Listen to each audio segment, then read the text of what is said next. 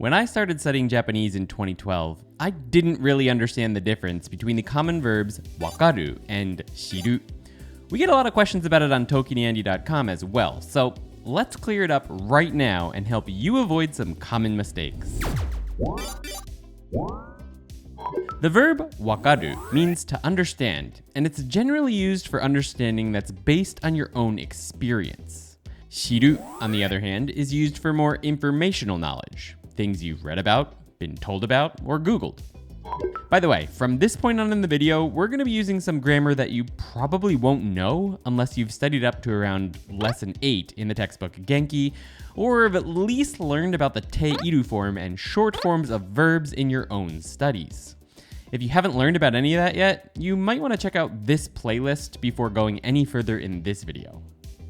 Unfortunately, just knowing the difference between wakaru and shiru won't necessarily help you avoid some common mistakes that new learners often make with them.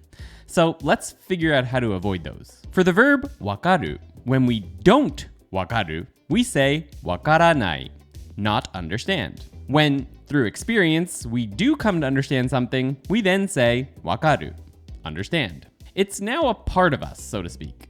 Shiru is a little different though. When we don't have or know some information, we say shiranai, which is to be expected. But when we finally do have that information, or we know it, we do not say shiru or shirimasu.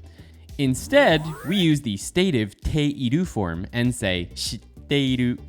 The reason for this is that you are now in the state of having or knowing some information. It's not a part of you, you're just holding on to it, so to speak. But this is where things get interesting. When you're asked a question like, X ga wakarimasu ka? Do you understand X? If you do understand it, you'll say wakarimasu or wakaru. If you don't understand it, you'll say wakarimasen or wakaranai. Nothing strange here. If someone asks you if you did understand something in the past, X ga wakarimashita ka? Did you understand X? There's nothing unexpected here either. If you did understand, wakarimashita. If you didn't understand, wakarimasen deshita. But what about shiru?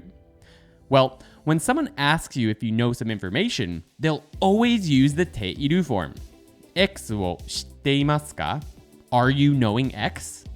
The response will, of course, be the same. Shitteimasu. This might not be too surprising yet, but what about if you don't know the information? Well, in that case, you will not say shitteimasen.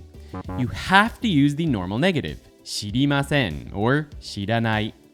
That's because while knowing something is a state of being where you're holding that information, so to speak, when you don't know it, you just don't know it.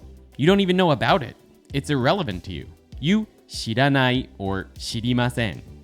I've got one other fun fact for you that you probably don't know, but first it's important for me to mention that the same thing is true for the past tense. If someone asks you if you knew something, they will also use the te iru form, but in its past tense. X o shitteimashita ka? Did you know X? If yes, you'll answer shitteimashita, was knowing. If you didn't know it, again, you have to use the normal past tense negative, shirimasen deshita or shiranakatta for the informal Japanese. This is probably why you'll often hear Japanese people who are learning English say things like, I was knowing something something. Sounds a little weird in English, but it kind of helps you understand that that's what you're supposed to do in Japanese. As for that one thing you might not have known, you can actually go from a shitteiru state to a wakaru state. For example, now that you've watched this video, you know the difference between shiru and wakaru. You shitteiru it. But through practice, encountering them both in your studies more and more, and using them yourself, eventually it'll become second nature to you. It'll become a part of you, so to speak. And you'll be able to say then that you wakaru. Like and subscribe, and check out ToKini if you want to learn Japanese with our community. Here's a video about something you might not have known about soko and asoko, if it's already out.